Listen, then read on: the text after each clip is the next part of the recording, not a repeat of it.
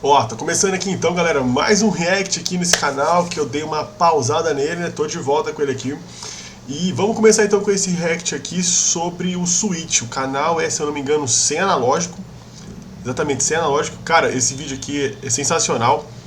E vou deixar a descrição do canal do cara, para vocês poderem assistir, acompanhar os vídeos dele, mas esse vídeo aqui é resenha e é uma coisa assim que eu não percebi quando eu joguei o GTA San Andreas. Seja qual for o jogo, sempre você vai encontrar aquele Deixa, acho que tá bom aqui, personagem que assim, você não gosta. essa Seja altura pela aqui. sua personalidade, pelo seu background, por seu caráter, motivos são que não faltam. Eu, por exemplo, tenho vários em mente, mas gostaria de destacar Certo. apenas um. Ele mesmo, o cara que é mais inútil do que título de eleitor em Cuba, Switch. Switch é o Galera. irmão mais velho de CJ e líder da Grove Street junto com ele. Em 1992, ano em que o jogo se passa, Switch tem 26 anos de idade, mas com a mentalidade de uma criança de 8 anos. E galera, eu tenho 29 anos e o Switch representa 26 anos, né? A gente dá um pouco. A aparência dele, né? Parece ser um pouco mais velha, né? Tipo uns 33, algo assim do tipo, mas. Aqui ele tem 26 anos, então se devia ser mais novo. Várias decisões que ele tomava ao longo do jogo e como ele tratava o seu irmão, que estava a todo momento disposto a ajudar, me deixava puto e sem entender nada. Tudo o que acontecia de ruim na Grove Street e no bairro era culpa única e exclusiva do CJ. Caramba, ele não tinha mano. nenhuma responsabilidade sobre nada. Ele praticamente não via que ele errava em muito mais coisas do que seu irmão. CJ foi praticamente um anjo para ele. O ajudava sempre que possível e lutou para construir algo melhor tanto para ele quanto para seu irmão. Mas para entendermos as razões por qual Switch é considerado tão chato e inútil às vezes, eu vou comentar alguns arcos da história que percebemos isso e como isso foi impactante para ele se tornar um dos piores personagens da franquia. Vocês vão entender cada patetada que esse sujeito fez. E uma coisa, isso não quer dizer que ele seja uma péssima pessoa, assim como Big Smoke Temple, mas como ele era uma pessoa irritante e inútil em determinados momentos. Ok, vamos lá. Como vocês sabem, em 1987, o irmão mais novo de CJ, Brian, morre em um acidente, e CJ é culpado pela gangue inteira por não ter protegido seu irmão, já que CJ estava ao lado dele quando isso aconteceu. Depois disso, CJ vai a Liberty City e volta 5 anos depois, um pouco depois do falecimento de sua mãe, que havia sido assassinada pela gangue dos balas dentro da sua casa. Quando chegamos no enterro da mãe de CJ, Switch diz o seguinte: That's another funeral you ran away from, fool. Just like Brian's. Hey, she was my mama too. Not for the past 5 years, she wasn't, nigga. Ele diz ao CJ que pelos últimos 5 anos, aquela não era a mãe dele. Como vocês sabem, CJ se culpa pelo que houve com Brian. É uma coisa que ele fala no jogo inteiro e que Switch reforça a cada momento. Agora Switch praticamente jogar o peso todo sobre o que aconteceu com sua mãe em CJ já é demais. Ele culpa CJ por estar perto quando Brian faleceu, não é mesmo? Mas adivinha quem estava por perto quando a mãe deles faleceu?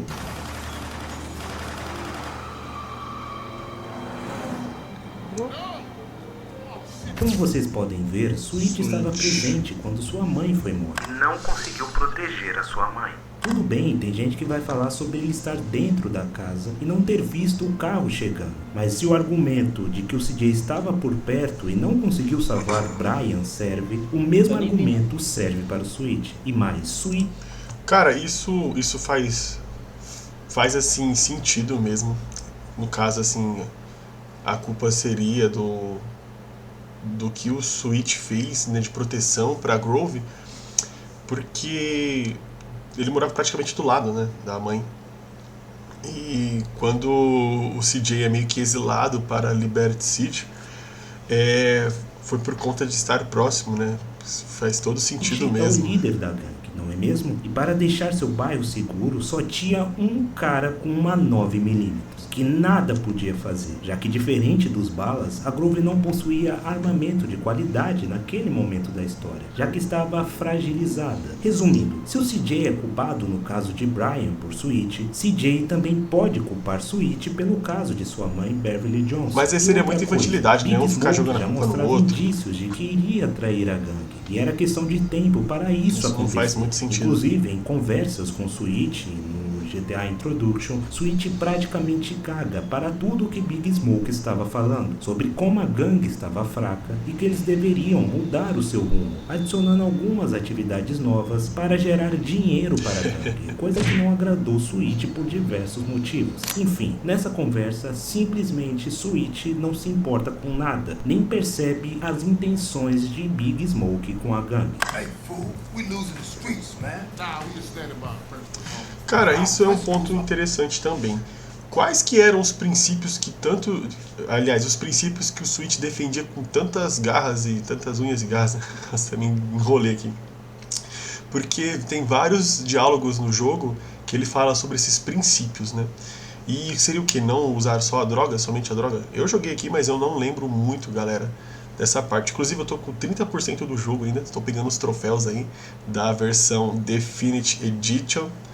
Mas acho legal reforçar esse tema aí sobre princípios.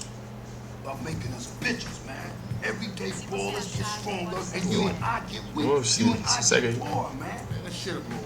Oh shit.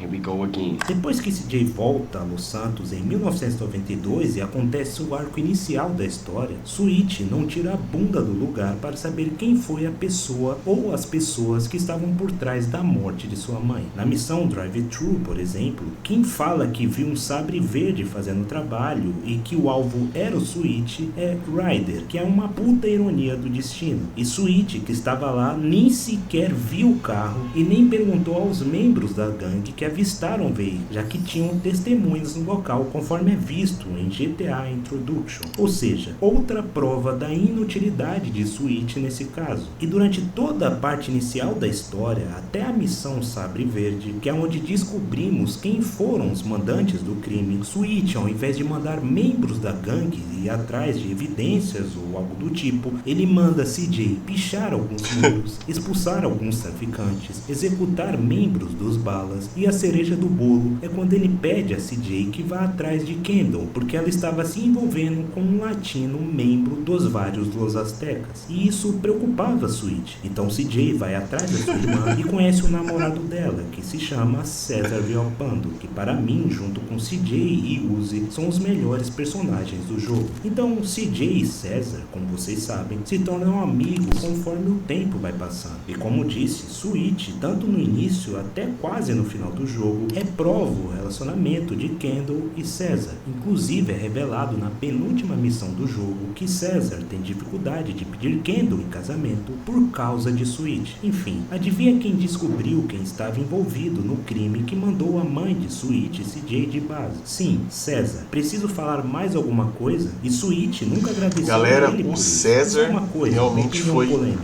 César Villalpando realmente, né? O César realmente é um grande amigo pro CJ, né? Ele é aquele cara que realmente quer cuidar da família dele por causa do amor dele pela Kendall, mas é um cara que quer estar próximo também, então merece respeito. Respeito mesmo, família. Muito mais irmão do CJ do que o próprio Sweet. Ele se desdobra para ajudar o CJ em muitas situações em que ele nem sequer está envolvido. Por exemplo, naquela missão do Toreno que ele manda ir atrás de um caminhão e o César Villalpando faz uma loucura de sair de uma moto para um caminhão. Pera aí, gente. Agora vocês vão entender Tô gravando, o mãe. motivo de uma grande parcela dos jogadores não gostarem do Sweet e por ele ser considerado um dos piores personagens da franquia. Vamos lá. Como vocês sabem, depois da missão Sabre Verde, Sweet é colocado em um hospital-prisão e fica lá Caramba. até quase o final do jogo. Nesse meio tempo, CJ recebe ligações do seu irmão e sempre age com o intuito de tentar tirar seu irmão da cadeia. Carl, what's up? It's your brother. Hey, what's up, man? You okay? CJ ganha em uma corrida da Catalina uma garagem localizada em San Fierro e com a ajuda de César, sua irmã e alguns amigos, ele vai se reerguendo. Primeiro com a garagem, obviamente, depois conhece Uzi e consegue ser sócio de um cassino. Mas nessa linha da história, ele passou por muitas coisas ruins também. Conheceu Toreno, um agente do governo que disse que tiraria seu irmão da cadeia se trabalhasse para ele e por isso teve que aprender a pilotar avião, invadir bases militares e fazer as maiores loucuras possíveis. Pois bem, Depois de muitos favores feitos a Mike Toreno, ele simplesmente cumpre sua parte do acordo e libera Sweet da cadeia. CJ, muito animado, vai até a delegacia para buscar seu irmão. E daí vemos uma das atitudes mais estúpidas da história de GTA. Caramba. Shit is going way. We got a stake in the casino. We got some insane shit in Figueroa. We get into the rap game. Hey man, let me get you some new clothes. Come on. Clothes? Nigga, what the fuck is this bullshit? Galera, tirando aqui o anúncio, né, infelizmente, rapidão. Do que sabe de jogos de guerra. O jogo de ação em larga escala Warhammer vai trazer uma... Galera, vocês conseguem entender o quão ingrato e como a mente, o raciocínio do Sweet é pequeno? Porque quantas coisas o CJ conquistou, né? Nesse pequeno tempo aí que o Sweet ficou preso, que é basicamente o jogo todo. Eu não sei quanto tempo que dá, né? Quantos meses daria ali nessa timeline, mas tudo que o Sweet quer é apenas a Grove, apenas conquistar ali o espaço e o território da Grove. Então para ele não interessa nadinha do que o CJ conquistou. É um ingrato, é um baita do ingrato.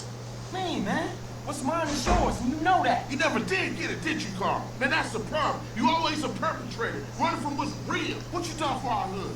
Man, what the hood done for me? Always dragging me down. Ever since I got out the hood, shit been crap. That's everybody's dream to get out the hood. Man, you sound just like Smoke right now.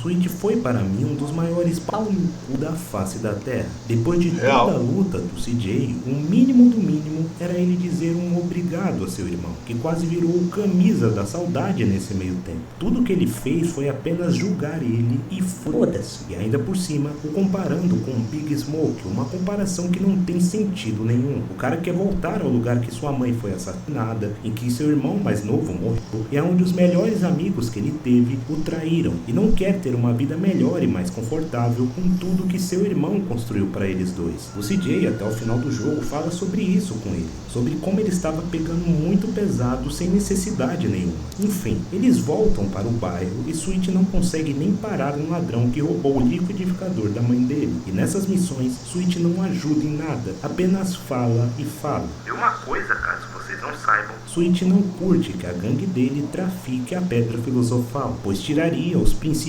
dele e da gangue. Os princípios. Ok, tudo bem, isso é coisa dele e tá tudo certo, não é? Pois bem, agora veja quem quase fumou a Pedra Filosofal. Ele mesmo, Sweet. Se não fosse o CJ, ele se transformaria naquilo que ele mais odeia. And I just wanna see what's so good. What's wrong with you, man? Man, this shit already destroyed the whole hood. I might as well let it destroy me too. Vontade de chorar e morrer.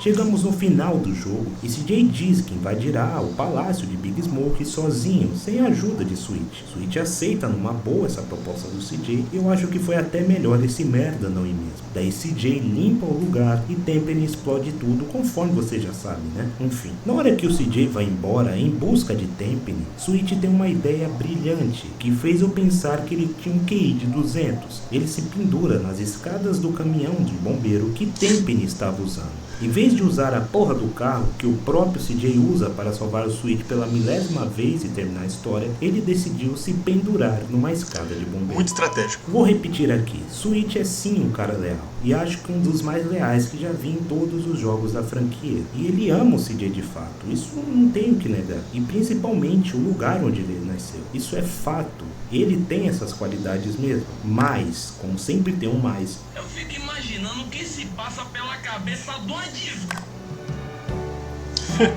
Muito bom, né, galera? Isso faz a gente... Bom, tá aí o canal dele, sem analógico, mas muito bom o vídeo aí mesmo. ele se transformaria... Como a gente estava comentando aqui, né? Faz a gente pensar um pouco, pô, por que o Sweet é tão imprestável? Por que ele se torna alguém tão inútil durante a gameplay, durante toda a história do jogo? Obviamente que é para dar ali o protagonismo, né, e toda a cena necessária para o CJ, porém, convenhamos que é muito legal a gente pensar nessa perspectiva de que o Sweet, faz nada. Ele praticamente sabe aquela pessoa que quando você trabalha, que só quer ficar mandando, ou só quer ficar pedindo e não faz nada. É esse tipo de pessoa. O Switch é esse tipo de pessoa, galera. É um saco trabalhar com esse tipo de gente, é normal. Mas ele tá lá. E tem galera que tá lá também, né? Assim, como no trabalho, ou na família também. Em qualquer lugar tem sempre alguém que é essa pessoa, que não gosta de fazer nada, gosta apenas de ficar falando e falando. A cena ali da questão do liquidificador, mesma coisa. Acho que ele esperou uma reação do CJ do que a dele. E isso é muito legal. Eu gostei demais do vídeo. Parabéns aí, viu? Cena, lógico. Eu espero aí ter mais vídeos assim pra gente poder assistir, que é uma coisa bem legal. E é isso, pessoal. Espero que vocês tenham gostado aí do vídeo, da reação. Que Deus abençoe todos vocês e até o próximo vídeo.